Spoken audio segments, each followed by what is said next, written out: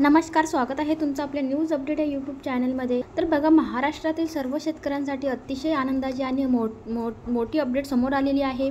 केंद्र सरकारकडून पीएम किसान योजनेचा जो 19वा हप्ता आहे तो कधी येणार आहे याची तारीख डिक्लेअर झालेली आहे। त्या तारखेला पीएम किसान योजनेचा हप्ता आहे तो पात्र शेतकऱ्यांच्या बँक खात्यामध्ये जमा होण्यासंदर्भातची महत्त्वाची अपडेट समोर आलेली आहे। तर ही अधिकृत तारीख कोणती आहे? आपल्या देशाचे श्री शिवराज सिंग चौहान यांच्या माध्यमातून ही तारीख डिक्लेअर करण्यात आलेली आहे, म्हणजे जाहीर करण्यात आलेली आहे। कि किसान सम्मान निधि जो छोटे किसानों की वरदान है वो किसानों के खाते में डालने के लिए 24 फरवरी को प्रधानमंत्री जी का दौरा भागलपुर में संभावित है।